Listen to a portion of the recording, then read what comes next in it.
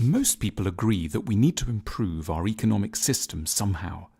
Yet we're also often keen to dismiss the ideas of capitalism's most famous and ambitious critic, Karl Marx. This isn't very surprising. In practice, his political and economic ideas have been used to design disastrously planned economies and nasty dictatorships. Nevertheless, we shouldn't reject Marx too quickly. We ought to see him as a guide whose diagnosis of capitalism's ills helps us to navigate towards a more promising future. Capitalism is going to have to be reformed, and Marx's analyses are going to be part of any answer. Marx was born in 1818 in Trier in Germany. Soon he became involved with the Communist Party, a tiny group of intellectuals advocating for the overthrow of the class system and the abolition of private property. He worked as a journalist and had to flee Germany, eventually settling in London. Marx wrote an enormous number of books and articles, sometimes with his friend Friedrich Engels. Mostly, Marx wrote about capitalism, the type of economy that dominates the Western world. It was, in his day, still getting going, and Marx was one of its most intelligent and perceptive critics. These were some of the problems he identified with it. Modern work is alienated. One of Marx's greatest insights is that work can be one of the sources of our greatest joys. But in order to be fulfilled at work, Marx wrote that workers need to see themselves in the objects they have created. Think of the person who built this chair. It's straightforward, strong, honest, and elegant. It's an example of how, at its best, labour offers us a chance to externalise what's good inside us. But this is increasingly rare in the modern world. Part of the problem is that modern work is incredibly specialised.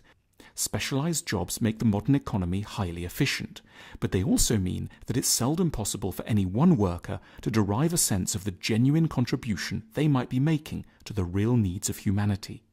Marx argued that modern work leads to alienation, Entfremdung.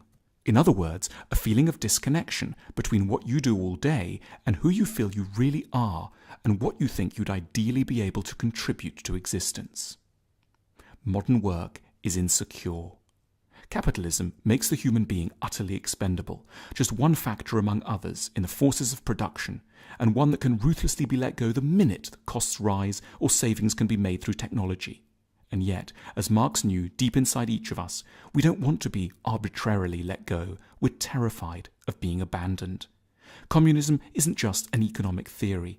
Understood emotionally, it expresses a deep-seated longing that we always have a place in the world's heart, that we will not be cast out. Workers get paid little, while capitalists get rich. This is perhaps the most obvious qualm that Marx had with capitalism. In particular, he believed that capitalists shrink the wages of the labourers as much as possible in order to skim off a wide profit margin. He called this primitive accumulation, ursprüngliche Akkumulation. Whereas capitalists see profit as a reward for ingenuity and technological talent, Marx was far more damning. Profit is simply theft, and what you're stealing is the talent and hard work of your workforce. However much one dresses up the fundamentals, Marx insists that at its crudest, capitalism means paying a worker one price for doing something and then selling it to somebody else at a much higher price. Profit is the fancy term for exploitation. Capitalism is very unstable. Marx proposed that capitalist systems are characterized by a series of crises. Every crisis is dressed up by capitalists as being somehow freakish and rare and soon to be the last one. Far from it, argued Marx. Crises are endemic to capitalism, and they're caused by something rather odd. The fact that we're able to produce too much, far more than anyone needs to consume. Capitalist crises are crises of abundance, rather than, as in the past, crises of shortage. Our factories and systems are so efficient, we could give everyone on this planet a car, a house, access to a decent school and a hospital. And that's what so enraged Marx, but also made him so hopeful too. Few of us actually need to work because the modern economy is so productive. But rather than seeing this need not to work as the freedom it is, we complain about it masochistically and describe it by a pejorative word, unemployment. We should call it freedom. There's so much unemployment for a good and deeply admirable reason, because we're so good at making things efficiently. We're not all needed at the coalface. But in that case, we should, thought Marx, make leisure admirable. We should redistribute the wealth of the massive corporations that make so much surplus money and give it to everyone. This is in its own way as beautiful a dream as Jesus' promise of heaven, but a good deal more realistic sounding. Capitalism is bad for capitalists. Marx didn't think that capitalists were evil. For example, he was acutely aware of the sorrows and secret agonies that lay behind bourgeois marriage. Marx argued that marriage was actually an extension of business, and that the bourgeois family was fraught with tension, oppression, and resentment, with people staying together not for love, but for financial reasons. Marx believed that the capitalist system forces everyone to put economic interests at the heart of their lives, so that they can no longer know deep, honest relationships. He called this psychological tendency commodity fetishism, Warenfetischismus, because it makes us value things that have no objective value. He wanted people to be freed from financial constraint so that they could, at last, start to make sensible, healthy choices in their relationships. The 20th century feminist answer to the oppression of women has been to argue that women should simply be able to go out to work. But Marx's answer was more subtle. This feminist insistence merely perpetuates human slavery. The point isn't that women should imitate the sufferings of their male colleagues. It's that men and women should have the permanent option to enjoy leisure. Why don't we all think a bit more like Marx? An important aspect of Marx's work is that he proposes that there's an insidious, subtle way in which the economic system colours the sort of ideas that we end up having.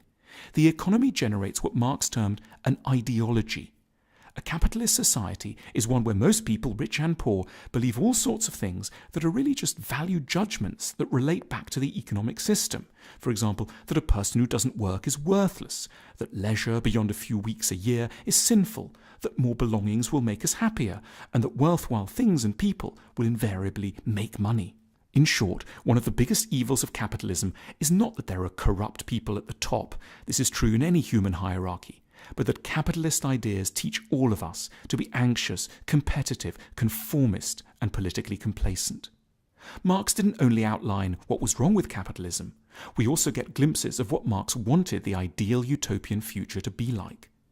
In his Communist Manifesto, he describes a world without private property or inherited wealth, with a steeply graduated income tax, centralized control of the banking, communication, and transport industries, and free public education. Marx also expected that communist society would allow people to develop lots of different sides of their natures.